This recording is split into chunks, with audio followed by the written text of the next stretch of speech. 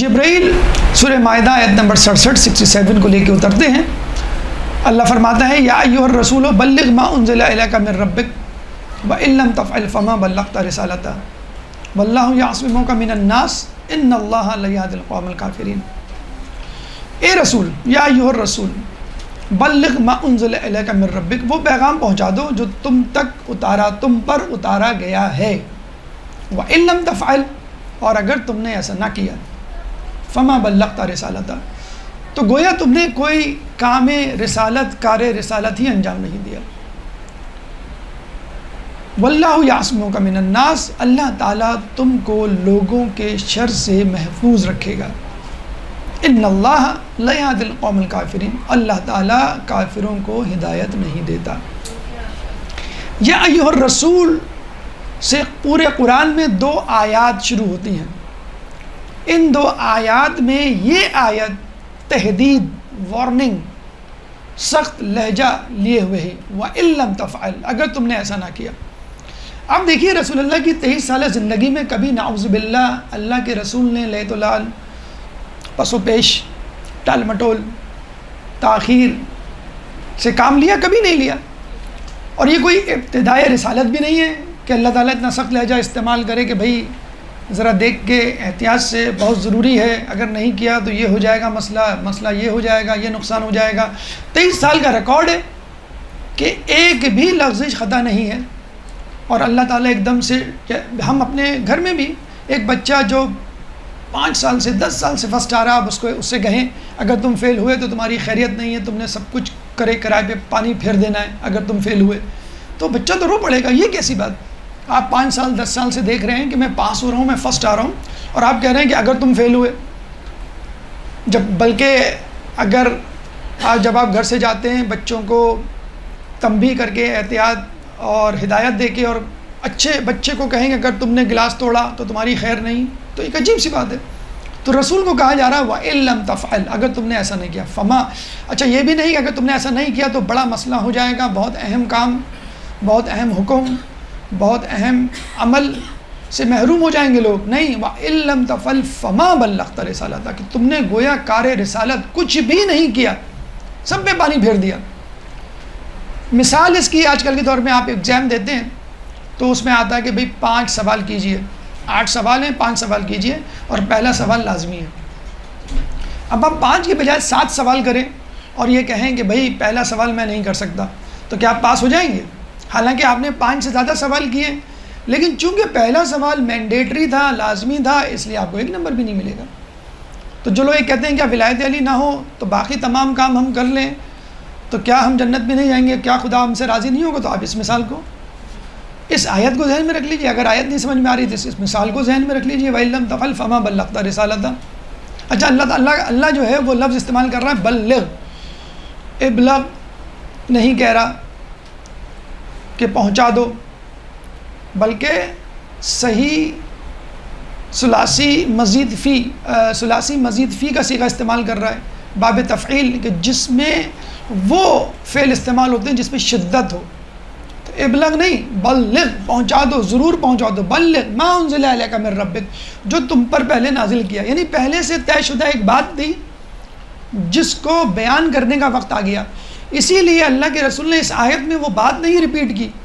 بھئی میں درس دینے آتا ہوں، کوئی مجھ سے کہتا ہے درس دینے سے پہلے آپ اعلان کر دیجئے گا کہ آپ کے بعد کس کا درس ہوگا. تو بیچ میں ایک پرچی آتی ہے جس میں آتا ہے کہ بھئی جو آپ سے کہا تھا وہ اعلان کر دیں. بس یہ کافی ہے کہنا کہ جو آپ سے بات ہوئی تھی، تو یہ کافی ہے. ما انزل الیک من ربک، جو تم پر پہلے نازل ہوا وہ پہنچا دو. وَإِن لَمْ تَفْعَلْ فَمَا بَلَّغْتَ رِسَالَتَهُ، اگر تم نے ایسا نہ کیا تو گویا رسالت کار انجام نہ دی. وَاللَّهُ يَعْصِمُكَ مِنَ النَّاسِ، اللہ تعالیٰ تم کو لوگوں کے شر سے محفوظ رکھے گا. کیوں یہ بات کرنی پڑی؟ کیونکہ رسول اللہ کو خدشہ تھا کہ جب میں یہ بات کروں گا، اعلان کروں گا تو لوگ میری مخالفت کریں گے. کتابوں میں، روایتوں میں ہمیں ملتا ہے کہ دنیا میں اگر تعصب کو تقسیم کیا جائے تو 10 میں سے 9 حصے عربوں کے پاس جائیں گے، 1 حصہ پوری دنیا میں تقسیم ہوگا. یعنی عربوں میں تعصب اتنا ہے. اور یہی بات تھی کہ لوگ جب بھی فضیلت علی کی بات آتی تھی تو لوگوں کے دلوں میں یہ خیال ہوتا تھا کہ بنی ہاشم اپنی برتری جتلانا چاہتے ہیں۔ ابو جہل نے جب اس سے کسی نے پوچھا کہ جب تم رسول کی تمام باتوں کو تسلیم کرتے ہو، ان کو نبی کیوں نہیں مانتے؟ تو ابو جہل کہتا ہے کہ ان کا قبیلہ ہمارا قبیلہ تمام باتوں میں برابر ہے، تو نبوت بنی ہاشم میں کیوں؟ اور ہم یہ دیکھتے ہیں یزید ملعون نے اہل بیت کو اپنے دربار میں دیکھ کر کیا کہا تھا، نہ کوئی وحی آئی تھی، نہ کوئی کتاب نازل ہوئی تھی، یہ تو بہانہ تھا حکومت حاصل کرنے کا۔ تو رسول کو خدشہ تھا کہ اگر میں ولایت علی کا اعلان کروں گا تو لوگ یہ سمجھیں گے اپنے امزاد کو پروموٹ کیا ہے، آگے بڑھایا ہے۔ بنی ہاشم کی پوری پری پلان سازش تھی حکومت پر قبضہ کرنے کی، بس لوگوں کی سوچ ایسی ہوا کرتی ہے۔ تو اللہ نے کہا گھبراؤ مت، واللہ یعصمک من الناس، اللہ تعالیٰ تمہیں لوگوں کے شر سے محفوظ رکھے گا۔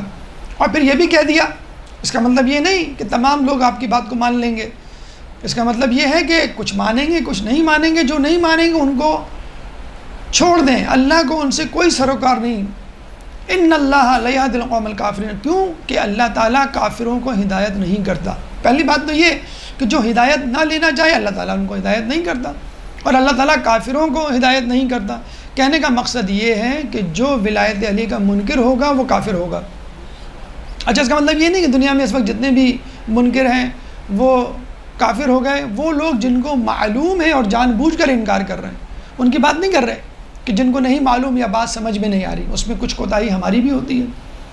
تو ان اللہ لا یہدی القوم الکافرین، یہاں پر آ کر اس بات کو ہم واضح کرتے ہیں۔ جو لوگ کہتے ہیں کہ بھئی آپ ولایت علی کو، محبت علی کو منافقت اور ایمان کا مسئلہ بنا دیتے ہیں، کفر و باطل کا معرکہ بنا دیتے ہیں، ولایت علی اگر فرض کر لیں نہ ہو تو کیا آدمی کافر ہو جاتا ہے؟ اللہ کہہ رہا ہے ان اللہ لا یہدی القوم الکافرین، کہ اللہ تعالیٰ کافروں کو ہدایت نہیں کرتا، یعنی جو لوگ ولایت علی پہ نہیں یقین کریں گے اللہ کو ان سے کوئی سروکار نہیں۔ اور اللہ کی سنت تبدیل نہیں ہوتی، اللہ نے یہ کام پہلی مرتبہ نہیں، یہ حکم پہلی مرتبہ نہیں، یہ بات پہلی مرتبہ نہیں، اس سے پہلے بھی کی ہے۔ جب آدم علیہ السلام کو بطور خلیفہ پیش کیا، انی جاعل فی الارض خلیفہ، اور فرشتوں کو حکم دیا وقلنا للملائکۃ اسجدوا لآدم فسجدوا الا ابلیس ابى واستكبر وكان من الکافرین، کہ جب ہم نے فرشتوں کو حکم دیا کہ آدم کو سجدہ کرو تو سب نے سجدہ کیا الا ابلیس، سوائے ابلیس کے، ابا واستکبر، اور اس نے استکبار کیا، اکبرہ نہیں استکبرہ، اس نے اپنے آپ کو بڑا ظاہر کیا، میں آدم سے بڑا ہوں۔ یہ عمل کس کے برابر ہے؟ وَكَانَ مِنَ الْكَافِرِينَ، اور وہ کفار کافروں میں سے ہو گیا، یہ کفر کیا اس نے۔ کیا وہ نماز نہیں پڑھتا تھا؟ پڑھتا تھا، چھٹے امام کے مطابق اس نے 4 رکعت نماز 2000 سال میں پڑھی تھی، اور پھر امام نے کہا کہ پتہ نہیں وہ اس دنیا کے سال تھے اس دنیا کے، بلکہ اس نے اللہ تعالیٰ کو آفر کی تھی، پیشکش کی تھی، تو آدم کے سجدے سے مجھے باز رکھ، ایسی عبادت کروں گا کہ دنیا میں کسی نے تیری عبادت نہیں کی ہوگی۔ تو اللہ نے کہا کہ مجھے تیری بنائی ہوئی عبادت نہیں چاہیے، اپنی بنائی ہوئی عبادت چاہیے۔ چنانچہ اگر تو میرے ایک حکم کو بھی چھوٹا سمجھے گا تو گویا تو نے مجھ کو چھوٹا سمجھا، ایک حکم کو بھی غلط سمجھے گا تو نے میری خدائی پہ، جسے کہتے ہیں کہ سوالیہ نشان بنایا۔ اختلاف فرشتوں نے بھی کیا تھا، اختلاف شیطان نے بھی کیا تھا، فرق کیا تھا؟ انہوں نے ادب والے لہجے میں اختلاف کیا اور وجہ پوچھی، اور کہا کہ کیا ہم نحن نقدس لک، کیا ہم تیری تسبیح کے لیے کافی نہیں ہے؟ تو کیوں بنا رہا ہے انسان کو، پیدا کر رہا ہے اپنا، بنا رہا خلیفہ؟ شیطان نے کیا کہا تھا؟ نو وے، میں نہیں مانتا، بالکل نہیں مانتا، یہ مجھ سے کمتر ہے، یہ مٹی سے بنا ہے، میں آگ سے بنا ہوں۔ تو اللہ تعالیٰ نے اس اہانت، اس گستاخی کی سزا دی، ابا واستکبر وکان من الکافرین۔ تو جو لوگ جانتے بوجھتے ولایت علی کے منکر ہیں تو وہ ہمارے نزدیک کافر ہیں۔ ہاں، جس کو بات سمجھ میں نہیں آ رہی اس کے لیے گنجائش موجود ہے، بلکہ یہ تو بہت مشہور واقعہ ہے ہمارے عالم دین، یا نام مجھے یاد نہیں آ رہا، وہ اپنے محلے میں ایک اہل سنت کے عالم سے ملتے جلتے رہتے تھے اور بڑے ان کے اخلاق سے متاثر تھے، اور اکثر سوچا کرتے تھے کہ یہ ماشاءاللہ اتنے پرخلوص آدمی ہیں، یہ ہمارے مذہب حق میں شامل کیوں نہیں ہو جاتے۔ اس اسنا میں ان کا انتقال ہو گیا۔ اس اہل سنت عالم کو ہمارے شیعہ عالم دین نے اپنے خواب میں دیکھا کہ جنت ہے، اور جنت اور ان کے درمیان ایک شیشے کی دیوار ہے، یعنی وہ دیکھ سکتے ہیں، بڑی بڑی ونڈو گلاسز ہوتی ہیں جس پہ آپ باہر کا منظر دیکھ سکتے ہیں، جیسے کاغان کا ناران وغیرہ میں ایسے ہوٹلز ہیں جن میں بڑی بڑی دیواروں کی جگہ انہوں نے شیشے لگا دیے تاکہ آپ باہر کا منظر دیکھ سکیں۔ تو وہ عالم دین وہاں بیٹھے ہوئے ہیں، شیشے کی دیوار ہے اور جنت ہے، اور سامنے کوئی صاحب بیٹھے ہوئے ہیں اس طرح کے جیسے کوئی استاد اپنے بچے کو پڑھاتا ہے، اپنے شاگرد کو. تو پوچھا یہ کون ہے، یہ کیا معاملہ؟ انہوں نے کہا کہ میں تمام امتحان میں پاس ہو گیا، ولایت علی کا امتحان رہ گیا جس کی طرف متوجہ نہیں تھا. اب یہ استاد مجھے ملا ہے، اللہ نے مجھے دیا ہے، اور یہ مجھے ولایت علی کی تعلیم دے رہا ہے. جب میں ولایت علی کو سمجھ لوں گا تو پھر اس جنت میں جاؤں گا. تو دنیا میں ایسے لوگ ہیں جو نہیں پہنچ پاتے، اس میں خود ان کی کوتاہی، ماحول کا اثر، کچھ ہماری کوتاہی کہ ہم ان تک بات نہیں پہنچا پاتے. تو ان کا ایک ضمنی امتحان، سپلیمنٹری ایگزام لیا جائے گا. جو جان بوجھ کے عمل نہیں کرتے اور دعویٰ کرتے ہیں کہ ہم نے سمجھ لیا، غلط ہے یہ عقیدہ، تو ان کو جو ہے اللہ تعالیٰ بغیر سپلیمنٹری ایگزام کے ہی جہنم میں جھونک دے گا. بہرحال تو وَكَانَ مِنَ الْكَافِرِينَ کے مصداق ان اللہ لا يهدي القوم الكافرین، جو ولایت علی کو جان بوجھ کر تسلیم نہیں کرے گا وہ کافروں میں سے ہو جائے گا. اللہ کے رسول نے لوگوں کو ٹھہرایا، اونٹوں کے پالان سے اسٹیج تیار کروایا، اور پھر سب سے پہلے خطبے کے شروع میں لوگوں کو اشارہ دیا کہ اب میری رخصتی کا وقت آ گیا ہے، اب میں دنیا سے رخصت ہونے والا ہوں. تو رخصت ہونے سے پہلے میں تم لوگوں سے پوچھنا چاہتا ہوں کہ کیا میں نے اپنا کام کر دیا؟ کیا میں نے تعلیم اسلام اور اللہ تعالیٰ کے امور کو تم تک پہنچا دیا اور امانت تم تک آ گئی، پہنچ گئی؟ تو سب لوگوں نے کہا کیوں نہیں، ہم گواہی دیتے، ہم قیامت میں گواہی دیں گے کہ آپ نے تمام چیزیں ہم تک پہنچا دی. جب اللہ کے رسول نے ان سے سرٹیفکیٹ لینے کی ضرورت نہیں تھی، لیکن حجت تمام کرنے کے لیے کہ تم تسلیم کرتے ہو کہ ہر بات پہنچا دی، تو اب جو میں بات پہنچانے جا رہا ہوں وہ بھی ایک بات ہے جو میری طرف سے نہیں، اللہ ہی کی طرف سے ہے، وہ میں تمہیں پہنچانے جا رہا ہوں. پھر لوگوں سے اس بات کو، اس حکم کو، اس عقیدے کو، اس اعلان کو پہنچانے سے پہلے ایک دلچسپ سوال کیا. ایھا الناس، اول الناس بالمؤمنین انفسہم من انفسہم، کہ من اول الناس، کون ہے لوگوں پر اولا، بالمؤمنین من انفسہم، ان کے نفوس سے زیادہ ان پر. دیکھیں مجھ پر میرے نفس کا حق ہے، مجھے پیاس لگے گی میں پانی پیوں گا، مجھے بھوک لگے گی میں کھانا کھاؤں گا، کپڑے پہنوں گا، تزئین کروں گا، میں سوؤں گا، میں لوگوں سے ملوں گا، جو کام کروں گا اپنی مرضی سے. لیکن اسلام میں انسان اپنی مرضی سے نہیں، رسول کی مرضی سے کام کرتا ہے کہ میں سوؤں گا تو کب سوؤں گا، کب اٹھوں گا، نماز کا وقت ہوگا تو میں نیند توڑ دوں گا، میں کھاؤں گا لیکن رمضان آئیں گے تو نہیں کھاؤں گا دن میں کیونکہ رسول نے منع کیا ہے. تو لوگوں نے کہا کہ آپ بتلائیے، تو رسول نے کہا، ایک روایت میں ملتا ہے کہ رسول نے سورہ احزاب کی آیت نمبر 6 پڑھی، النبی اول الناس بالمؤمنین من انفسہم، کہ نبی لوگوں پر ان کے نفوس سے زیادہ اولا افضل ہے. اور ایک جگہ آیا کہ رسول نے کہا کہ اللہ میرا رہبر اور مولا ہے اور میں تمہارا رہبر اور مولا ہوں. جب یہ بات تسلیم کر لی لوگوں نے کہ آپ ہم پر ہمارے نفس سے زیادہ اولا ہیں، سورہ احزاب آیت نمبر 6، النبی اول الناس بالمؤمنین، اور النبی اولا بالمؤمنین من انفسہم، کہ لوگوں پر ان کے نفوس سے زیادہ اولا نبی ہوتا ہے. میں نے قرآن سے بھی بتلا دیا، خود اپنی طرف سے بھی سمجھا دیا کہ میں ہوں اولا تمہارے نفس پر تم سے زیادہ.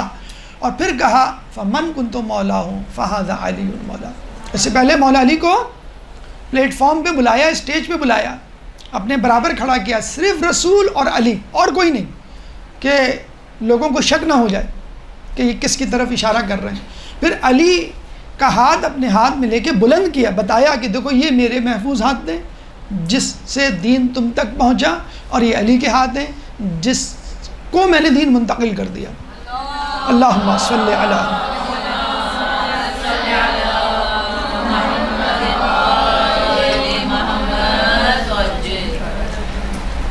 اور پھر علی کو کہتے ہیں اتنا بلند کیا، اتنا بلند کیا، ایک روایت میں ہے کہ علی کے قدم زمین سے اڑ گئے. یعنی رسول کا بس نہ چلے تو وہ سورج تک پہنچا، آسمان تک پہنچا دیں، عرش تک پہنچا دیں. علی کو اتنا اوپر اٹھایا جتنا اٹھا سکتے تھے. جب اٹھایا تو آستین، آپ کو معلوم ہے ویسے تو بٹن ہوتے ہیں آستینوں میں آج کل، اگر اس طرح کی آستین ہے تو، اور لوز آستین ہے جس کو ہم بیل سلیو کہتے ہیں آج کل، تو وہ آستین نیچے چلی جائے گی. تو آپ نے اکثر غور کیا ہوگا، عورتیں تو چلیں ٹھیک ہے حجاب کا مسئلہ ہے، مرد بھی اگر کہیں بیٹھا ہو، اگر اس کے بٹن کھلے ہوں تو فوراً متوجہ ہوتے، آستین اگر پلٹ جائے تو فوراً آستین کو رول ڈاؤن کرے گا، دامن اڑ جائے تو فوراً دامن کو ٹھیک کرے گا. یعنی ایک تہذیب یافتہ شخص کی نشانی ہے اپنے لباس کو درست رکھنا. رسول اتنے ایکسائٹڈ تھے، اتنے ایموشنل تھے، اتنے جوش و جذبے میں تھے، ان کو ہوش نہیں تھا کہ میرا لباس میری آستین کی طرح. جو اکثر آپ احادیث میں پڑھتے ہیں کہ ان کی بغل کی سفیدی، بغل کا نور بغل تک نظر آنے لگی. ان کو اس بات کا کوئی احساس نہیں تھا، بس وہ چاہ رہے تھے کہ علی کو کس طرح بلند کر دوں، اتنا بلند کر دوں کہ 1,00,000 کے مجمع کے آخری شخص کو بھی نظر آ جائے. اور اس پہ بھی بس نہیں چلا، دوسرا ہاتھ خالی تھا، دوسرے ہاتھ سے اشارہ کیا. ہاذا، لوگ کہہ سکتے ہیں علی نام کے تو بہت سارے لوگ موجود تھے، کون سا علی؟ تو اشارہ کر کے بتایا یہ والا علی، وہ نہیں جو تمہارے درمیان علی، عبداللہ، عبد الرحمن نام کے بہت سارے لوگ ہوتے ہیں، لیکن یہ والا علی، فہذا علی، یہ والا علی جو ہے وہ مولا ہے. کس کا؟ جس کا میں مولا.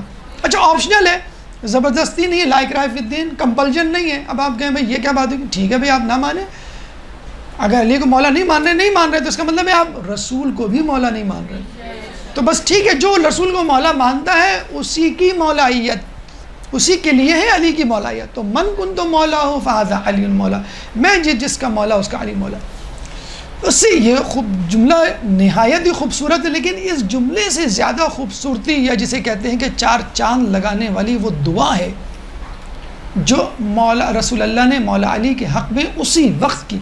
کب؟ جب من کنت مولا ہو فہذا علی مولا کہا، اس کے بعد کیا کہا؟ اللہ تعالیٰ سے دعا کی، اللہم والے من والا ہو، اے اللہ اس سے دوستی رکھ جو علی سے دوستی رکھ،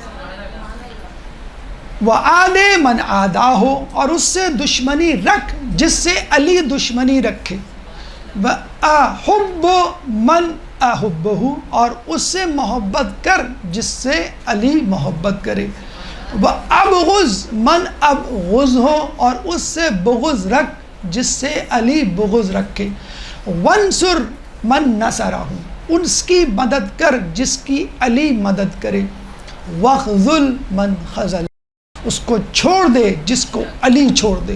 اور اس کے بعد اس سے بھی بڑی دعا، جو سب سے بڑی دعا اور حیرت انگیز دعا کہ آدمی سوچ میں پڑ جائے اس طرح کی دعا کیسے کر دی. اللہ کے رسول نے کہا ادرع الحق معاہ حیث الدار، اور حق کو اس طرف موڑ دے جس طرف علی مڑے. اب عمار یاسر کی وہ بات ہمیں یاد آتی ہے جب رسول اللہ نے ان کو نصیحت کی ہے، عمار یاسر جب دنیا کے لوگ ایک طرف ہوں اور علی ایک طرف ہوں تو تم اس طرف جانا جہاں پر علی ہو. تو کیا کہا؟ ادرع الحق معاہ حیث الدار. اور اس کے بعد پیغام اتنا اہم تھا، اللہ کے رسول نے تاکید کی، الا فیبلغ الشاہد غائب، آگاہ ہو جاؤ کہ جو شاہد ہے وہ غائب تک بات پہنچا دے، اپنے تک بات نہیں رکھ. اللہ کے رسول نے اسٹریٹجی ایسی اپنائی تھی کہ 3 دن تک روکا رکھا. 3 دن کے بعد جب 1,00,000 افراد اپنے گھر جائیں گے، اگر ہر فرد کے گھر میں 5 افراد بھی ہیں کم از کم، تو 1,00,000 ضرب 5 لاکھ تک بات 3 دن کے اندر پہنچ جائے گی. اتنی تیزی سے تو ٹویٹر اور انسٹاگرام اور فیس بک اور واٹس ایپ بھی اپنی بات نہیں پہنچاتے، ہر جگہ ایک لمٹ ہوتی ہے. تو اللہ کے رسول نے اتنی خوبصورت دعا کی کہ حق کو اس طرف موڑ دینا جہاں علی مڑے. اب معیار خود حق نہیں ہے، اب معیار خود علی ہے. جو علی کریں گے وہ حق ہوگا. جس طرح جو رسول نے کیا، جبھی تو رسول نے کہا کہ میں تمہارے نفس سے بھی تم پہ اولا ہوں. تو اسی طرح من کنت مولا ہو فہذا علی مولا. اور اس کے بعد جو شاہد ہے وہ غائب تک بات پہنچا دے. اس کے بعد اللہ کے رسول باقاعدہ اعلان کرتے ہیں کہ مجھ کو اور علی کو مبارکباد دو. دیکھیے تھوڑا سا لگتا ہے کہ بھئی نعوذ باللہ شو مار رہے ہیں کہ بھئی ان کے کزن، ان کے داماد، ان کے بنی ہاشم کے خانوادے بہت بڑی چیز بن گئے تو بھئی مجھے مبارکباد. رسول اللہ نے کبھی نہیں اس طرح کا اظہار کیا کہ علی نے عمر بن عبدود کو پچھاڑا، مجھے مبارکباد دو، دیکھو یہ بنی ہاشم کا چشم و چراغ، میرا داماد، میرا کزن. احد میں علی رہے قائم، کبھی نہیں کہا مجھے مبارکباد دو، خیبر میں نہیں کہا مجھے مبارک۔ ایک فخر تھا رسول اللہ کو کہ مجھے اور علی کو مبارکباد دو، اور اپنا امامہ جس کو ضحاک کہا جاتا ہے، اپنا امامہ اتار کے علی کو پہنچایا، پہنایا۔ اللہم صلی علی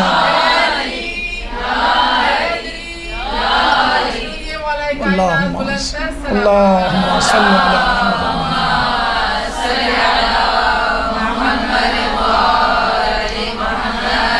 اپنا امامہ اتار کر علی کو پہنایا۔ اور رسول اللہ کی شہادت کے بعد اکثر مولا علی رسول اللہ کا امامہ پہن کر باہر نکلتے تھے، اور لوگ کہا کرتے تھے دیکھو علی آ گئے ضحاک پہنے ہوئے، دیکھو علی آ گئے رسول اللہ کا امامہ پہنے ہوئے۔ غدیر ان کو یاد آ جاتا تھا، اور لوگ باری باری آ کے علی کو بھی مبارکباد دیتے تھے، اور رسول اللہ کو بھی جسے کہتے ہیں مبارکباد کرتے تھے۔ اور نامی گرامی لوگوں نے، سیلیبریٹیز نے تو سب سے پہلے، 1 2 3 جتنے بھی ہوں، سب سے پہلے انہوں نے مبارکباد دی۔ بخن بخن لکا یبن ابی طالب اصبحت و امسیت مولائی و مولا کل مؤمن و مؤمنہ۔ مبارک ہو، ویل ڈن، مطلب بخن بخن ویل ڈن، شاباش، بہت اچھے، بہت خوب، مبارک ہو آپ کو کہ آپ یبن ابی طالب، علی بھی نہیں کہا، یبن ابی طالب، اے ابی طالب کے بیٹے، اصبحت و امسیت، ہم نے اس حال میں صبح کی، اس حال میں شام کی کہ آپ میرے مولائی و مولا کل مؤمن و مؤمنہ، تمام مومن اور مومنات کے مولا ہو گئے۔ اب یہ جھوٹی مبارکباد تھی، سچی مبارکباد تھی، وہ الگ بات ہے۔ ہمارے امام سے پوچھا گیا وہ کون سی ایسی شہادت ہے جو جھوٹی بھی ہوتی ہے تو بھی قبول کیا جاتا ہے؟ تو کہا جاتا ہے کہ منافق کی شہادت، منافق کی گواہی آپ کو قبول، آپ نہیں کہہ سکتے، تمہارے دل میں یہ نہیں ہے جو تم کہہ رہے ہو۔ جھوٹی بخن بچا گئی ورنہ تو چونچ میں، جھوٹی بخن بچا گئی ورنہ تو چونچ میں، کنکر لیے کھڑا تھا پرندہ غدیر میں۔ ابابیل کنکر لیے آئے تھے نا، تو فوراً کنکری ڈال دی تھی کہ اگر نہ کی تو انہوں نے اگر نہ کر دیتے تو پھر دیکھ لیتے معجزہ، تو ہاں کرنی پڑی جسے کہتے ہیں۔ اس کے بعد لوگ ایک ایک کر کے آئے اور علی کے ہاتھوں پہ بیعت کی 3 دن۔ ظاہر سی بات ہے عورتوں مردوں دونوں نے کی۔ عورتوں کا انداز یہ ہوتا ہے کہ ایک برتن ہوتا ہے، اس میں پانی ہوتا ہے، اس میں جس کی بیعت کی جاتی ہے اس کا ہاتھ ہوتا ہے، اور ادھر سے وہ عورت ہاتھ ڈالتی ہے کہ ہاتھ مس نہ ہو، لیکن برتن ایک ہی ہوتا ہے۔ تو عورتوں مردوں تمام لوگوں نے، 1 لاکھ افراد تھے، ظاہر بات ہے ٹائم تو لگے گا، تمام لوگوں نے بیعت کی۔ اس کے بعد جسے کہتے ہیں کہ حسان بن ثابت، رسول اللہ کے بہت مشہور، جسے کہتے ہیں کہ شاعر رسول جن کو کہا جاتا ہے، وہ تھے، اور باقاعدہ ایک پوری نظم، ایک منقبت لکھی ہے۔ اس کے 2 اشعار میں آپ کے سامنے اس لیے پیش کر رہا ہوں تاکہ پتہ چلے کہ یہ جو اعلان ہے یہ کس تناظر میں کیا جا رہا ہے۔ جس طرح آج کل لوگ اس کو کسی اور تناظر میں لے جاتے ہیں، تو حسان بن ثابت کے جو اشعار ہیں اس میں سے 2 اشعار ایسے ہیں۔ فقال له قم یا علی فانی رضیتک من بعد اماما وہادیا، پھر کہا کہ اے علی کھڑے ہو جاؤ، بے شک میں راضی ہو گیا اپنی بات تمہاری امامت اور تمہاری رہبری پر۔ فقال له قم یا علی فانی رضیتک من بعد امامک وہادیا فمن کنت مولاہ فہذا ولیہ فکونوا له اتباع صدقا موالیا، بس جس کا میں مولا اس کا یہ مولا، اس کی اتباع کرو صدق دل سے جو تمہارا رہبر و رہنما ہے۔ تو یہ پس منظر غدیر کا۔ اب جیسے آپ کو معلوم ہے کہ بہت سے لوگوں نے گواہی نہیں قبول کی، بہت سے لوگوں نے اوپری دل سے مبارکباد دی، کچھ لوگوں سے صبر نہ ہو سکا۔ وہی ہم نے کہا نا کہ پرندہ چوچ میں پتھر لیے کنکر لیے کھڑا تھا۔ حارث بن نعمان فہری، اچھا ابھی ٹھہر جائیے، جب یہ بات مکمل ہو گئی تو سورہ مائدہ ہی کی 3 آیت اتری۔ کون سی آیت؟ الیوم اکملت، ہم غلط پڑھتے ہیں، اس آیت سے پہلے ایک ٹکڑا ہے جس کو ہم بھول جاتے ہیں۔ الیوم یئس الذین کفروا فلا یخشونی الیوم اکملت لکم دینکم واتممت علیکم نعمتی ورضیت لکم الاسلام دینا۔ آیت کہاں سے شروع ہوتی ہے؟ الیوم یئس الذین کفروا، آج کے دن کفار تمہارے دین سے مایوس ہو گئے، من دینکم فلا تخشوہم واخشونی، ان سے نہ ڈرو، مجھ سے ڈرو۔ لیکن پھر وہی کفر اور بطلان کا مسئلہ، پھر وہی کفر کا فتویٰ ہم نہیں لگا رہے، خدا لگا رہا ہے۔ خدا نے پہلے کہا آدم کو سجدہ کرو، جس نے نہیں کیا ابا واستکبر وکان من الکافرین، فوراً کفر کا مسئلہ آ گیا، درپیش آ گیا۔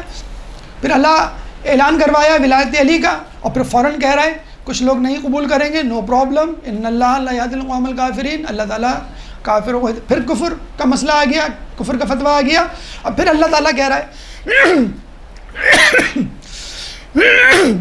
اللہ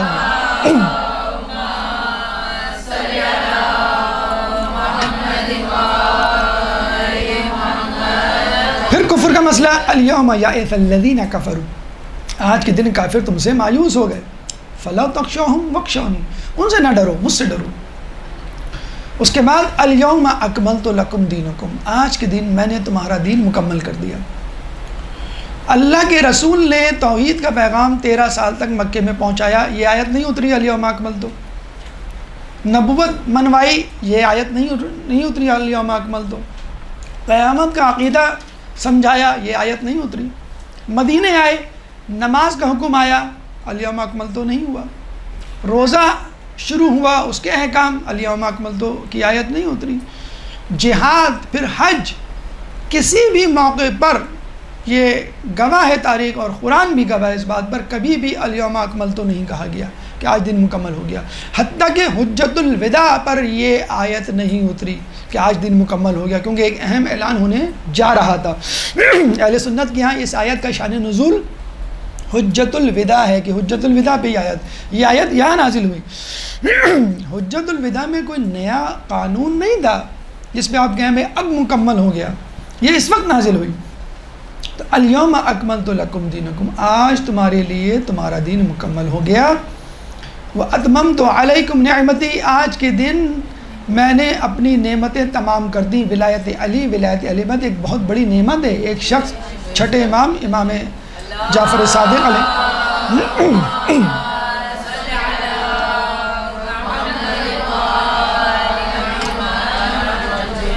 کہتا ہے میں غریب ہوں، مفلس ہوں، مجھے کچھ دیجئے۔ امام کہتے ہیں کہ تو کیسے غریب ہے، تو بہت امیر ہے۔ اس نے کہا کیسے؟ کہنے کہ یہ بتا تیرے پاس ولایت علی ہے؟ اس نے کہا ہے۔ اس نے کہا اگر یہ ولایت میں تجھ سے ہزاروں درہم اور دینار کے بدلے مانگ لوں، خرید لوں، تو بیچے گا؟ اس نے کہا نہیں، کبھی نہیں بیچوں گا، چاہے دنیا کے خزانے مجھے مل جائیں۔ تو امام نے کہا تو بس سب سے بڑی دولت یہی ولایت ہے۔ تو وَأَتْمَمْتُ عَلَيْكُمْ نِعْمَتِي، یہی سب سے بڑی۔ ایک شخص نے کہا یا امام دعا کیجئے کہ میں جنت میں داخل ہو جاؤں۔ تو امام نے کہا تو جنت میں ہے، یہ دعا کروا کہ جنت سے نہ نکالا جائے۔ کیسے؟ کہلیں تیرے پاس ولایت علی نہیں؟ کہلیں ہے۔ تو بس جس کے پاس ولایت علی ہے وہ جنت میں ہے، اب کوئی ایسی حرکت نہیں کرنا کہ جنت سے نکالے جاؤ۔ کچھ حرکتیں کرنے پہ ماں بھی اپنے بچوں کو کہتی نا چلو یہاں سے بھوٹو، جاؤ یہاں سے، یہ گندے پیر لے کے نہیں آنا۔ آپ کا اپنا گھر، آپ نے اپنا جسے کہتے ہیں کمرہ، اور آپ کو نکالا جا رہا ہے۔ تو کوئی ایسی نجاست لے کر نہیں آنا، کوئی ایسا گناہ لے کے نہیں آنا جس کی وجہ سے نکالے جاؤ۔ تو وَأَتْمَمْتُ عَلَيْكُمْ نِعْمَتِي وَرَضِيتُ لَكُمُ الْإِسْلَامَ دِينًا، آج کے دن میں تمہارے اسلام سے راضی ہو گیا۔ اب تک اللہ ناراض تھا کیا؟ ناراض نہیں تھا، بس وہ سیٹسفائی نہیں تھا۔ جیسے کہتے ہیں نا بیٹا یہ کام کر کے لاؤ، نہیں ابھی تھوڑا سا اس میں ہے گنجائش ہے، امپروو کرو اپنی ہینڈ رائٹنگ کو، جاؤ دوبارہ کر کے لاؤ، نہیں ابھی بھی غلطیاں ہیں، میں نہیں بتا رہا لیکن جاؤ دوبارہ۔ جب وہ کمپلیٹ کر ہم کہتے ہیں ہاں اب میں تم سے ہیپی، اب تمہارا انعام حاضر۔ تو اب اللہ تعالیٰ راضی ہوا ہے۔ تو کہنے کا مقصد یہ ہوا کہ کوئی شخص کتنی نمازیں پڑھ لے، کتنے روزے رکھ لے، کتنے حج کر لے، اگر ولایت علی کے بغیر آیا تو اللہ راضی نہیں ہوگا۔ ان الدین عند اللہ الاسلام۔ کچھ لوگ کہتے ہیں بھئی یہ عیسائی ہیں، یہ یہودی ہیں، یہ ہندو ہیں، یہ ملحد ہیں، ماشاءاللہ لیکن بڑے اچھے اخلاق کے ہیں، تو کیا یہ دوزخ میں جائیں گے؟ تو ہم یہی آیت پڑھیں گے ان الدین عند اللہ۔ اسلام نہیں پہنچا بھی ایک الگ بات ہے، وہ الگ ڈیبیٹ ہے کہ آپ اس سے ڈسکس کریں، لیکن اس تک پہنچ گیا، اس نے قبول نہیں کیا، ہٹ درمی ضد کا مظاہرہ کیا۔ ان الدین عند اللہ الاسلام۔ اسلام کے بغیر کوئی بھی بات قابل قبول نہیں. اللہ کے نزدیک فقط اسلام ہی ہے دین. اب لوگ آپ سے یہ سوال کریں گے, تانا دیں گے آپ کو, ایک ملحد, ایک عیسائی, ایک یہودی, کون سا اسلام؟ شیعہ اسلام, سنی اسلام, بریلوی, دیوبندی, اہل حدیث, وہابی, کون سا اسلام؟ Saudi brand, Iran brand, Afghanistan brand, کون سا؟ ہم کہیں گے غدیری برانڈ. وَرَضِيتُ لَكُمُ الْإِسْلَامَ دِينًا, وہ اسلام جس سے اللہ راضی ہوا. کس اسلام سے اللہ راضی ہوا؟ جب اس نے نعمتیں تمام کی. کب نعمتیں تمام کی؟ جب ولایت علی. تو جس گروہ, جس مکتب, جس فرقے کے پاس ولایت علی کا عقیدہ ہے, بس وہی اسلام اللہ تعالیٰ کی مرضی کا اسلام ہے. باقی اپنی اپنی مرضی کے اسلام ہیں.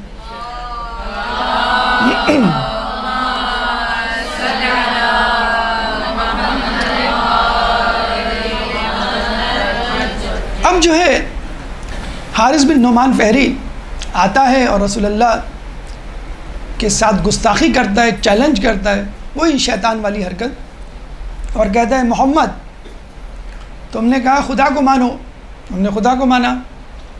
تم نے کہا مجھ کو نبی مانو, ہم نے نبی تسلیم کیا. تم نے کہا قیامت پہ عقیدہ رکھو, ہم نے قیامت پہ عقیدہ رکھا. تم نے کہا نماز پڑھو, ہم نے نماز پڑھی. تم نے کہا روزہ رکھو, ہم نے روزہ رکھا. تم نے کہا جہاد کرو, ہم نے تلواریں نکال لیں. تم نے کہا حج کرو, ہم نے حج کیا. اب تم اپنے امزاد کو ہماری گردنوں پر مسلط کر کے جا رہے ہو.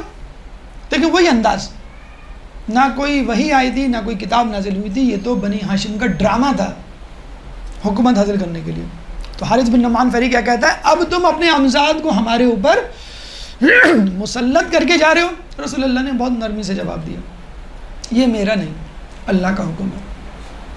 اب وہ تنزیہ مسکراہٹ کے ساتھ ہنستا ہے اور اپنی گھوڑے کی طرف پلٹ کر کہتا ہے, اے اللہ اگر یہ تیری طرف سے ہے تو ابھی اسی وقت مجھ پر عذاب نازل کر.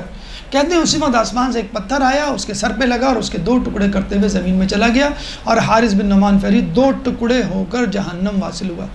بالکل اسی طرح جس طرح علی کی تلوار کسی کے دشمن کے سر پہ لگتی تو اس کے 2 ٹکڑے کر دیتی. میں کہوں یا اللہ یہ سزا دینے میں شباہت کیسی؟ تو کچھ نہیں کہ جواب آئے, we are on the same page, me and Ali, خدا اور خدا کا Ali, they are on the same page. ان کی سزا بھی ایک جیسی ہوتی ہے. ہاں بس فرق یہ ہے کہ علی میرے دشمن کو تو 2 ٹکڑے کرے گا اور تیرے دشمن کو میں 2 ٹکڑے کروں گا. اللہم صلی علی.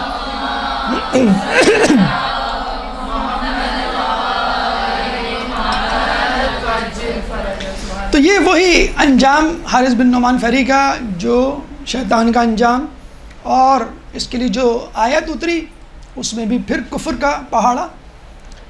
سأل سائل بعذاب واقع للکافرین لیس له دافع. سأل سائل بعذاب واقع, ایک مانگنے والے نے عذاب مانگا. للکافرین, جو کفار کے لیے تھا. لیس له دافع, اور اس سے بچانے والا اس کو کوئی نہیں تھا. پھر کفر بیچ میں آ گیا کہ جو علی کی ولایت کا انکار کرے اور منہ موڑے اور رسول کی نبوت پہ شک کرے وہ کافر ہے. للکافرین لیس له دافع, اور جب اللہ تعالیٰ کفار پہ عذاب بھیجنے کا ارادہ کر لے تو پھر اس کو بچانے والا کوئی نہیں ہوتا. ایک درود پڑھ دے محمد والے محمد.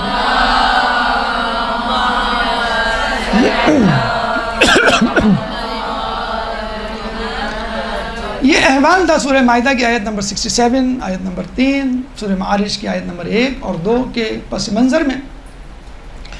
اب حوالہ جات مختصراً, ویسے تو ماشاءاللہ اب بہت سارے لوگوں نے اس بات کو تسلیم کر لیا ہے کہ واقعی اللہ کے رسول نے یہ کہا تھا اور اس میں کوئی شک نہیں. پہلے تو بہت چھپایا گیا, لیکن اللہ تعالیٰ عبدالحسین امینی کو ان کے درجات کو بلند کرے, کروٹ نصیب کرے ان کو جنت, اور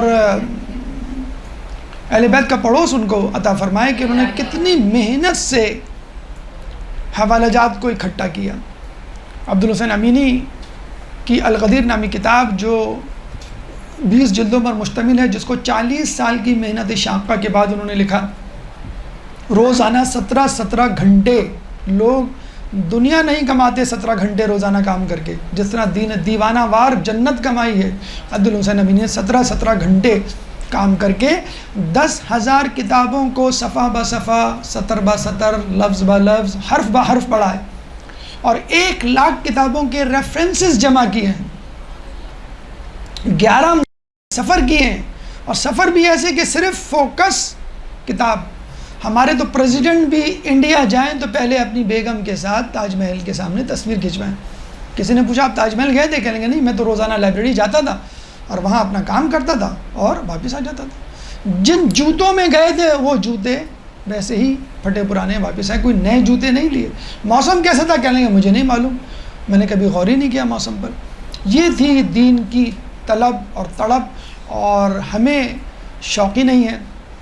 20 جلدیں، پہلی جلد پڑھ لیں، اردو میں دستیاب ہے جس میں سارے ریفرنسز موجود ہیں. لیکن آج کل کی امت کو ٹک ٹاک اور اسنیک ویڈیو سے فرصت ملے، 1-1 1.5 منٹ کی ویڈیو ہمیں مل جائے تو وہ ہم پڑھ لیں گے. اب 1-1.5 منٹ میں تو کوئی فنی ویڈیو کلپ ہی آ سکتی ہے، کوئی مسخرہ پن ہی آپ کے ساتھ آ سکتا ہے، کوئی حدیث، کوئی جسے کہتے ہیں کہ اہم بات تو نہیں پہنچائی جا سکتی. بہرحال تو عبدالحسین امینی کے صاحب کا تھوڑا سا ہم وہ بھی کروا دیں، مقام و مرتبہ کے حوالے سے تعارف، کہ ان کے مرنے کے بعد ایک صاحب نے، ان کے ایک دوست نے ان کو اپنے خواب میں دیکھا کہ جنت میں ایک قطار لگی ہوئی حوض کوثر کے سامنے، ساقی کوثر پیالے بھر بھر کے ان کو پلا رہے ہیں، اور جب ان کی باری آتی ہے تو ساقی کوثر پیالہ جس سے وہ پلا رہے تھے وہ رکھ دیتے ہیں.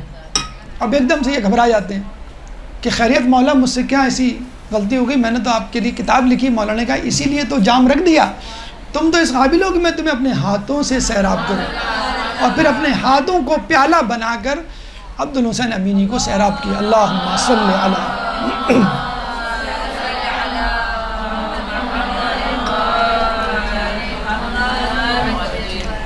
بہت ایمبیرسمنٹ ہوتی ہے، آدمی ریگریٹ کرتا ہے کہ ہم نے پوری زندگی ایسی گزار دی. عبدالحسین امینی کی کیا قدر و منزلت.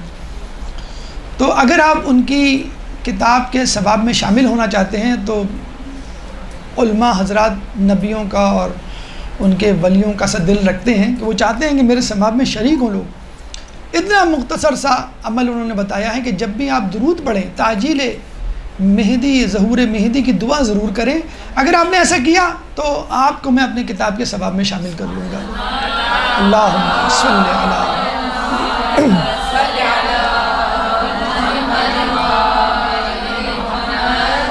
وعجل فرجہم. اگر ہم بات کریں راویوں کی تو اصحاب رسول میں 110 صحابہ نے اس روایت کو روایت کیا ہے. 110 صحابہ سے مروی ہے یہ روایت. فقط عبداللہ نام کے 10 صحابہ ہیں. تابعین کی بات کریں جو اصحاب کے ساتھ جنہوں نے زندگی گزاری، 84 تابعین نے اس روایت کو نقل کیا. علماء کی بات کریں 360 علماء نے اس روایت کو اپنی کتابوں میں جگہ دی ہے. مؤلفین کی بات کریں تو 26 مؤلفین نے اس پر باقاعدہ ایکسکلوسیولی کتاب لکھی ہے. احادیث کی کتابوں کے نام کی اگر ہم بات کریں مختصراً، صحیح مسلم، نسائی، ترمذی، مستدرک للصحیحین، مسند امام احمد حنبل اور مشکات میں یہ حدیث موجود ہے. ابن جریر طبری کے بارے میں کہا جاتا ہے کہ ان کی لکھی ہوئی کتاب تاریخ Tabari the most authentic and oldest book of the history ہے. جتنے بھی تاریخ دان آئے وہ تاریخ طبری پڑھے بغیر تاریخ نہ لکھ سکے. ان کی کتابوں میں کہیں نہ کہیں تاریخ طبری کا کوئی ریفرنس موجود ہوتا تھا.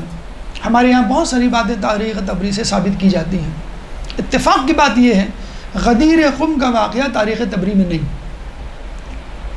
لیکن کیا اس کا مطلب یہ ہوا کہ واقعہ تھا ہی نہیں؟ جب ان کو احساس ہوا ابن جریر طبری کو کہ اتنا بڑا اہم واقعہ میں نے اوور لک کر دیا، اگنور کر دیا، مجھ تک نہیں پہنچا، تو انہوں نے تفصیلات جمع کی اور پھر کتابچہ نہیں، پوری کتاب الولایہ کے نام سے غدیر خم پر لکھی ابن جریر طبری نے. اگر کوئی آپ سے کہے کہ آپ بڑا ریفرنس دیتے ہیں ابن جریر طبری کا، تاریخ طبری کا، ان کی کتاب میں تو نہیں، 8 جلدوں پر مشتمل کتاب ہے، اس میں تو نہیں ہے یہ واقعہ، تو آپ بتائیے گا الولایہ نامی کتاب جو ان کی الگ سے ایکسکلوسیولی ان طبری موجود ہے، اس میں یہ واقعہ موجود ہے. عبدالحسین امینی کا تذکرہ ہو گیا، لیکن ایک صاحب کا اور تذکرہ اگر نہ کریں تو ناانصافی ہوگی، اور وہ ہیں سید حامد حسین لکھنوی، لکھنؤ کے بہت بڑے عالم دین کہ جنہوں نے ابقات الانوار نامی کتاب لکھی، 6 جلدوں پر مشتمل. سید حامد حسین لکھنوی، ابقات الانوار، عین سے ابقات الانوار نامی کتاب لکھی، جو جواب تھی باب امامت کا، جو باب امامت موجود ہے کتاب تحفہ اثنا عشری میں، جس کو انسائکلوپیڈیا کہا جاتا ہے. اہل تشیع کے خلاف لکھی جانے والی کتابوں میں سے ایک کتاب تحفہ اثنا عشری انسائکلوپیڈیا کہا جاتا ہے، کہ اگر آپ کو شیعوں کے خلاف کوئی مواد تلاش کرنا ہو تو تحفہ اثنا عشری پڑھیے. تو کمزور دل کے یا کمزور کم معلومات کے شیعہ بھی نہ پڑھیں اس کتاب کو. تو بہرحال اس کتاب کے بھی جسے کہتے ہیں کہ جوابات آئے، بلکہ ایک کتاب، ایک چیپٹر جس کا نام باب امامت تھا، اس پر حامد حسین لکھنوی نے 6 جلدوں پر مشتمل کتاب باب امامت پر لکھی، ابقات الانوار. ان کے بارے میں کہا جاتا ہے ان کو ایک حدیث نہیں مل رہی تھی، وہ جگہ جگہ گئے، پتہ چلا کہ فلاں عالم اہل سنت ان کے پاس ہے. جب ان کے پاس گئے، ان سے کہا کہ یہ کتاب دیتے، انہوں نے انکار کر دیا. وہ سمجھ گئے یہ کس مقصد کے لیے کتاب مانگ رہا ہے. پھر جو ہے انہوں نے کہا کہ ٹھیک ہے، میں اس کے بدلے میں آپ کو خطیر رقم دینے کے لیے تیار ہوں. پھر یہ کہا کہ ٹھیک ہے، آپ 1 رات کے لیے دے دیں، اپنے گھر میں صرف دیکھنے کے لیے دے دیں، میں نقل کر لوں وہ حدیث. اس کے بدلے میں پھر انہوں نے پیسے بتانا شروع کیے، بولی لگانی شروع کی، لیکن وہ شخص ماننے کے لیے تیار نہیں. پھر آخر میں یہ کہا کہ میں آپ کا غلام بن کے 1 سال تک رہنے کے لیے تیار ہوں. تو حامد حسین لکھنوی 1 سال تک بطور غلام، بطور نوکر اس عالم اہل سنت کے گھر رہے، صرف اس حدیث کو لینے کے لیے. بتانے کا مقصد یہ کہ یہ ہمارے علماء تھے جن کی اتنی محنت تھی، جن کو ہم اوور لک کر دیتے ہیں کہ بھائی فتوے ہم خود دے لیتے ہیں، اب ہم خود پڑھ سکتے ہیں، یا ہم کو فرصت ہی نہیں ہے مثلا. تو یہ وہ لوگ تھے، اور اس کے بعد ایک لمبی فہرست ہے. بہرحال کہنے کا مقصد یہ ہے کہ اب اس میں کوئی شائبہ نہیں کہ رسول اللہ نے یہ اعلان کیا تھا، یہ اعلان مولا کا تھا اور سرپرست کے معنوں میں تھا، دوستی کے معنوں میں نہیں تھا. اب اس کو بھی تھوڑا سا ہم ڈسکس کر لیتے ہیں حوالہ جات کے بعد، کہ یہ واقعہ، یہ اعلان فقط دوستی کے حوالے سے تھا یا سرپرستی، مولائیت، حاکمیت کے حوالے سے تھا. ایک درود پڑھ دے محمد والے محمد، اللہم صلی علی.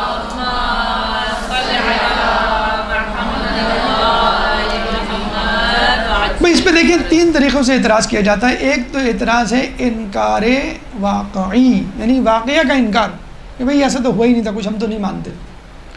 اب اس انکار واقعی کے ماننے والے بہت کم رہ گئے ہیں، کیونکہ بہرحال لوگوں نے تسلیم کر لیا ہے. صحیح مسلم، ترمذی، نسائی، مستدرک، مشکات، دیگر کتابوں میں یہ کتاب حوالہ جات موجود ہیں، لوگوں نے مان لیا. اب جو لوگ کرتے ہیں، جو آپ ٹی وی اور دیگر جگہوں پہ، پلیٹ فارمز پہ، سوشل میڈیا پہ سنتے ہیں کہ مولا بمعنی دوست کی ہیں.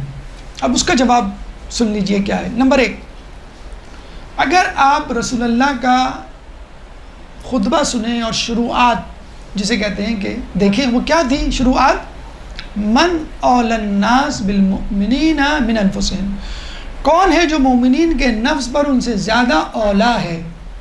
تو دوست تو نہیں کہا، کون ہے جو مومنین کے نفس سے زیادہ ان کا دوست ہے، اولا کا لفظ استعمال کیا. ابھی انجینئر مرزا محمد علی کی ویڈیو آئی ہے، اس نے صاف کہا ہے کہ یہاں پہ جو لفظ مولا ہے وہ سورہ احزاب آیت نمبر 6 کے مطابق ہے کہ النبی اولا بالمؤمنین من انفسہم، نبی اولا ہے لوگوں پر ان کے نفس سے زیادہ. تو اولا کا مطلب بمعنی مولا ہے. اور پھر خود اس نے اعتراف کیا کہ مولانا طارق جمیل نے جب مولا کہا تو لوگوں نے شور مچا دیا، حالانکہ یہ مولا کا لفظ سورہ احزاب میں نبی کے لیے استعمال ہوا ہے اور نبی نے علی کے لیے استعمال کیا. نمبر 1 بات. نمبر 2، یا ایھا الرسول، آیا بلغ اگر آپ پڑھیں، وَإِن لَّمْ تَفْعَلْ فَمَا بَلَّغْتَ رِسَالَتَهُ، اگر تم نے یہ پیغام نہ پہنچائے گویا رسالت کار انجام نہ دی. اس میں کون سے ایسا وہ ہے کہ اگر علی کی دوستی کا اعلان نہ ہوا تو کوئی دین کا کوئی پیغام ہی نہ پہنچا. ہاں اگر ہم سرپرست اعلیٰ حاکمیت جانشینی کی بات کریں تو سمجھ میں آتا ہے کہ جانشین جو ہے، سرپرست جو ہے، وہ حاکم جو ہے وہ محافظ ہوتا ہے. پھر نمبر 3، الیوم اکملت، آج دین مکمل ہو گیا. تو کون سی نئی بات تھی جب دین مکمل ہوا؟ یہی ایک نئی بات تھی، اس سے پہلے یہ اعلان اس طرح ان لوگوں کے سامنے نہیں ہوا. پھر سأل سائل بعذاب واقع، کہ ایک مانگنے والے نے عذاب مانگا. کیوں عذاب مانگا؟ کس بنیاد پر تھا؟ کہ وہ معترض تھا کہ آپ علی کو ہماری گردنوں پر مسلط کیے جا رہے ہیں. تو دوستی والا معاملہ نہیں تھا کہ جو اعتراض کرنے آیا ہو، دوستی پہ کوئی اعتراض نہیں کرتا، حاکمیت میں اس کو اعتراض تھا. نمبر 5، اگر آپ دوستی کی بات کر رہے ہیں تو اللہ کے رسول نے علی کو اپنا بھائی بنایا جب مدینے آئے ہجرت کر کے، اور ایک مرتبہ نہیں 2 مواقعوں پر بھائی بنایا. تو اس وقت تو الیوم اکمل تو نہیں آئی، یا مولا کا لفظ یہ جسے کہتے نہیں استعمال ہوا. اس کے بعد 6 نمبر پر اتنا اہتمام. کچھ لوگ کہتے ہیں کہ یمن گئے تھے تو وہاں پر علی اور اصحاب میں جھگڑا ہو گیا، تو جھگڑے کو نمٹانے کے لیے اللہ کے رسول نے اعلان کیا کہ علی بھائی دوستوں کی طرح ہے، جس طرح میں تمہارا دوست ہوں اس طرح علی بھی دوست ہے. تو مجھے بتائیے، خاندان میں کوئی جھگڑا ہو جائے تو کیا 4 لوگوں کے سامنے اس کو ہائی لائٹ کیا جاتا ہے؟ ایک کونے میں ایک کمرے میں جا کے خفیہ طور پہ صلاح کروا دی جاتی ہے، بھائی کوئی مسئلہ نہیں ہے، بلکہ لوگوں کو بتایا بھی نہیں جاتا. تو اتنا اہتمام تپتی دھوپ میں اتنے لوگوں کے سامنے، جس میں سے لاکھوں لوگوں میں سے 99% لوگوں کو اس سے کوئی سروکار ہی نہیں تھا اس معاملے سے. پھر اس کے بعد مجھے بتائیے کہ جب دوست بنایا جائے گا علی کو، تو علی مردوں کے دوست سمجھ میں آتا ہے، عورتوں کے بھی دوست. مطلب یہ کوئی نیو یارک میں کوئی اعلان ہو رہا ہے، کوئی مطلب لندن میں اعلان ہو رہا ہے، کیا ہو رہا ہے؟ کیا آپ نے دین کو تماشا بنایا ہے؟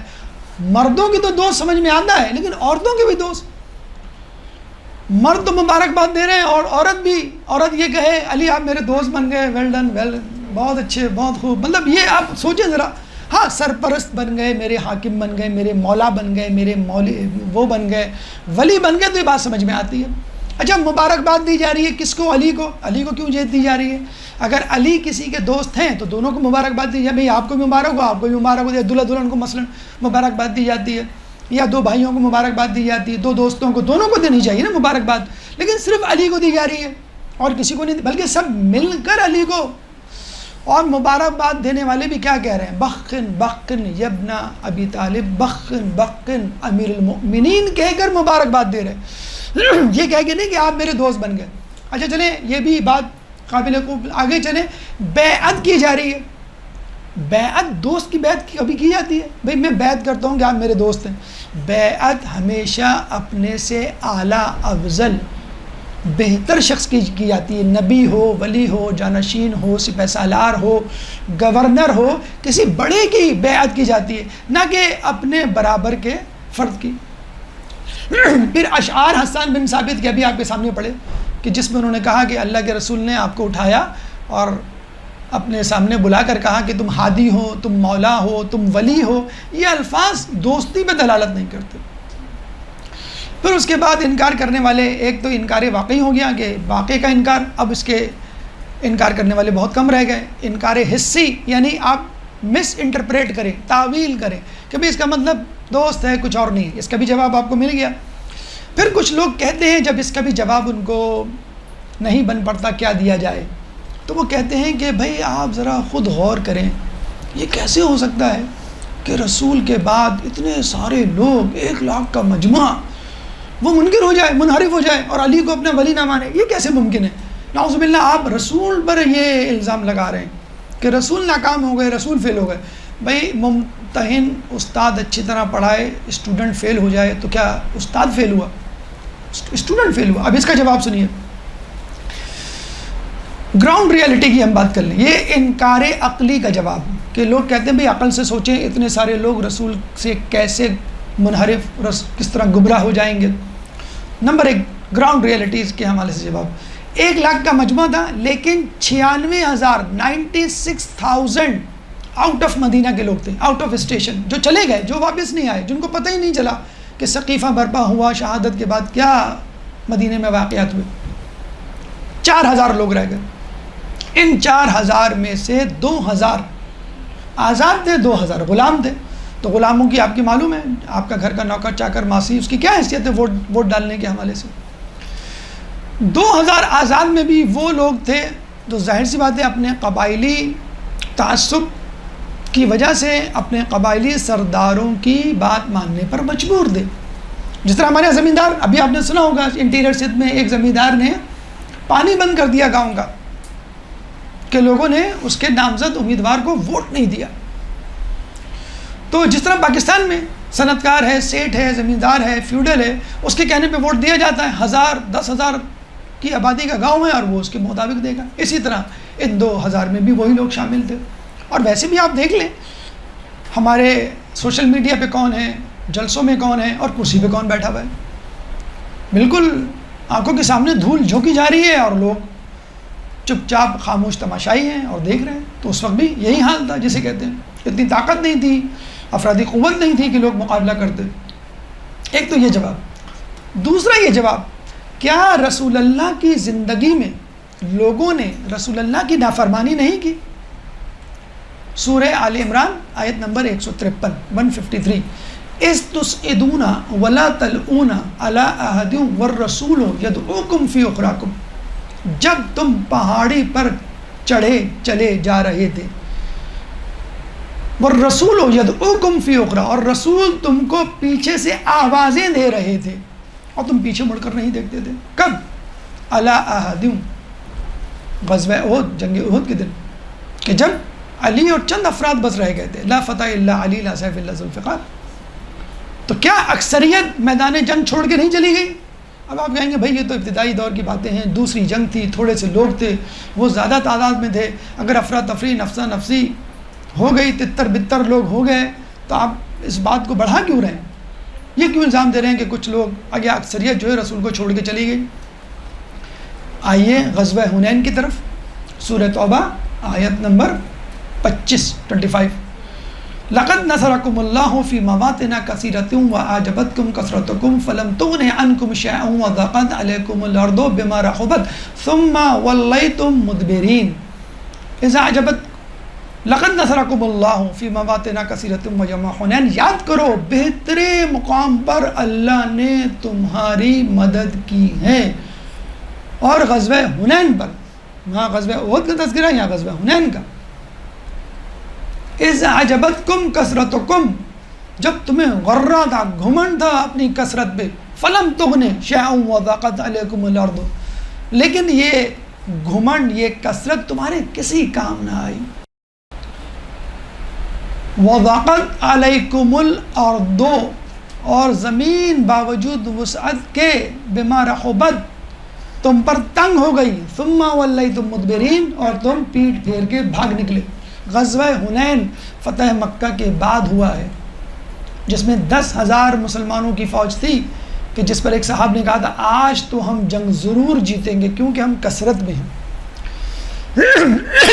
تو کثرت میں تھے، جیتنے کی پوزیشن میں تھے، رسول کو چھوڑ کے چلے گئے۔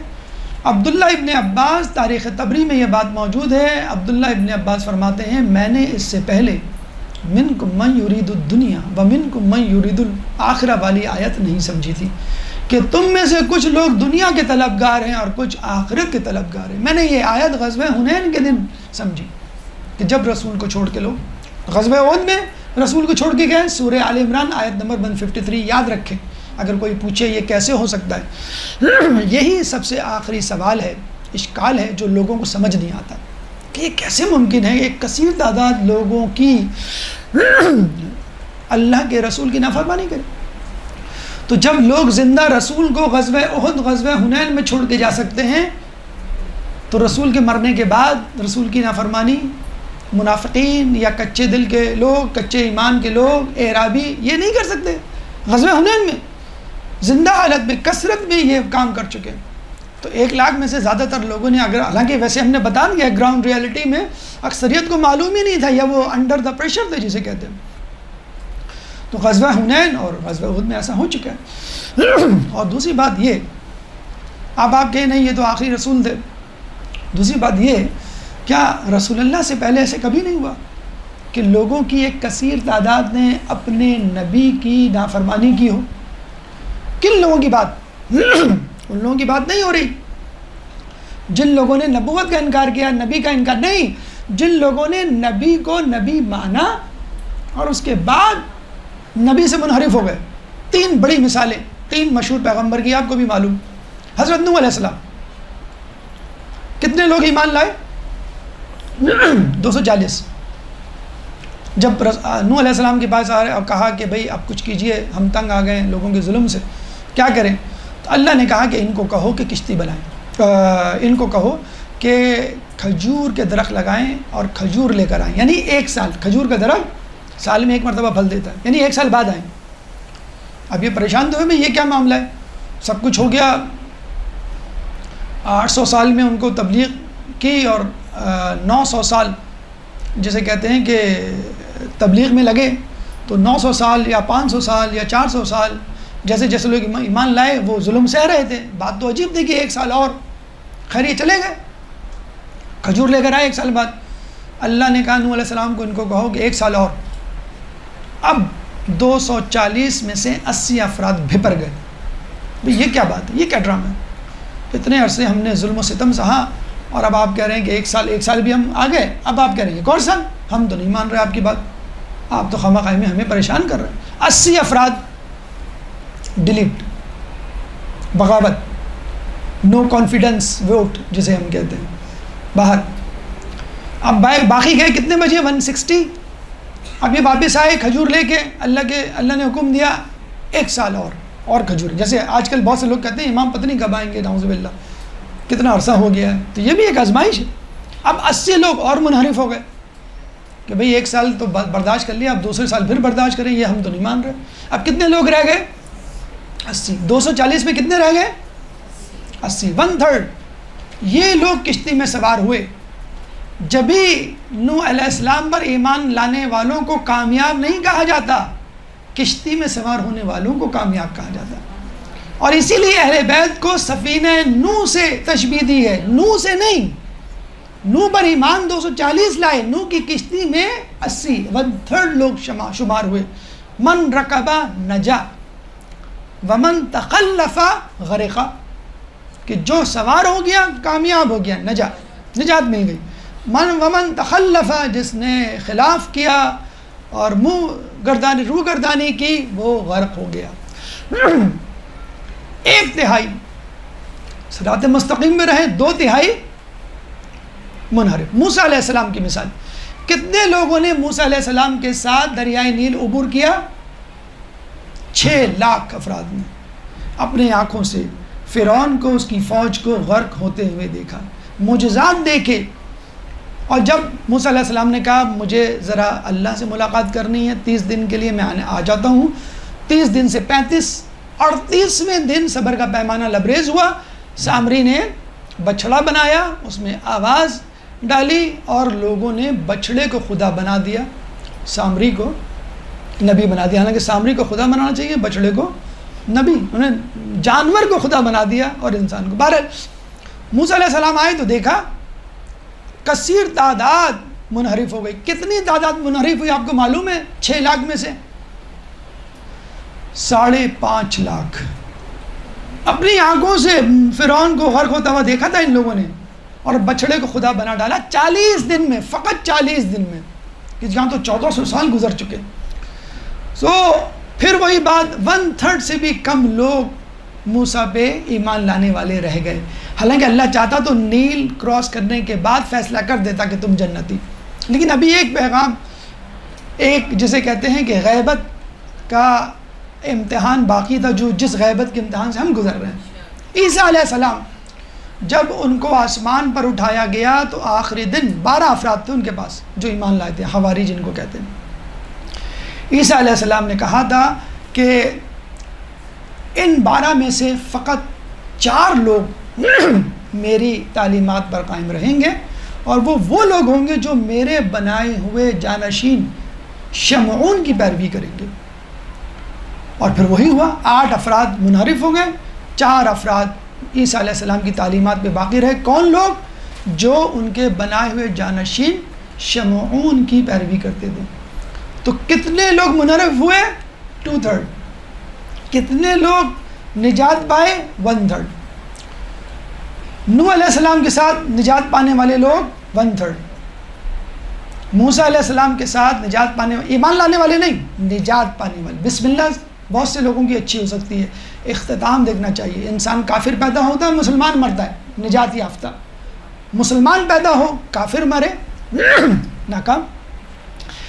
موسیٰ علیہ السلام نوح علیہ السلام کے ساتھ نجات پانے والے لوگ 1/3، موسیٰ علیہ السلام کے ساتھ نجات پانے والے لوگ لیس دین 1/3، عیسیٰ علیہ السلام کے پاس نجات پانے والے لوگ لیس دین 1/3، ایمان لانے والے لوگ اس سے زیادہ تھے، لیکن نجات پانے والے لوگ اسی طرح آج کل کے مسلمان ویکیپیڈیا کے مطابق 1 ارب 100 کروڑ ہیں، اس 100 کروڑ میں اہل تشیع کی تعداد 1/3، 2/3 ان لوگوں کی جو علی کی ولایت پر یقین نہیں رکھتے۔ اب آپ خود فیصلہ کر لیجئے کہ مسلمانوں میں نجات یافتہ طبقہ کون سا ہے۔ ہم یہ نہیں کہہ رہے کہ رسول پہ لانے والا کافر، ہم یہ کہیں گے رسول اور علی دونوں پر ایمان لانے والا، اس طرح کہ دونوں کو مولا کہتا ہو، یہ نہیں کہتا ہو کہ جس طرح رسول میرے دوست، جن لوگوں نے دوست سمجھا، جن لوگوں نے عام انسان سمجھا، نعوذ باللہ غلطیوں سے ان کی بات نہیں ہو رہی، جن لوگوں نے رسول کو رسول جانا، مولا جانا، اسی معنوں میں جن معنوں میں رسول کے مراد تھے، انہی لوگوں نے علی کو مولا جانا، تب وہ کامیاب ہو گئے، جس طرح موسیٰ پہ ایمان لانے والے، عیسیٰ پہ ایمان لانے والے اور نوح علیہ السلام پہ ایمان لانے والے۔ آخر میں اس شعر پر اپنی گفتگو کا اختتام، سانچے میں مودت کے جو شخص نہ ڈھلے گا، سانچے میں مودت کے جو شخص نہ ڈلے گا، وہ تاب ابد آتش دوزخ میں رہے گا، رکھ جیب میں تو عشق علی کا زر خالص، رکھ جیب میں تو عشق علی کا زر خالص، سکہ یہی بازار قیامت میں چلے گا۔ اللہم صلی علی محمد وآل محمد۔ اللہ تعالیٰ سے دعا ہے کہ عید غدیر کے پیغام کو دنیا میں پھیلانے کی توفیق عطا فرما، ولایت علی کو قبول کرنے اور اس پر عمل کرنے کی توفیق عطا فرما، تعلیمات اہل بیت پر چلنے کی توفیق عطا فرما، جو پریشان حال ہیں ان کی پریشانی کو دور فرما، جو بے روزگار ہیں ان کو رزق حلال عطا فرما، جو رزق حلال کما رہے ہیں ان کے رزق حلال میں برکت عطا فرما، جو مقروض ہیں ان کے قرضوں کو ادا فرما، جو زندان میں ہیں ان کو رہائی عطا فرما، جو سفر میں ہیں ان کو منزل عطا فرما، جو گمشدہ ہیں ان کو ان کے پیاروں سے ملا، جو مظلوم ہیں ان سے ظلم کو دور فرما، دنیا میں جہاں جہاں مسلمانوں پہ ظلم و ستم ہو رہا ہے ان سے ظلم و ستم کو دور فرما، امام کے ظہور میں تعجیل فرما، ہمیں ان کے انصار و اعوان میں شامل فرما۔ ربنا تقبل منا انک انت السمیع العلیم وتب علینا انک انت التواب الرحیم برحمتک یا ارحم الراحمین۔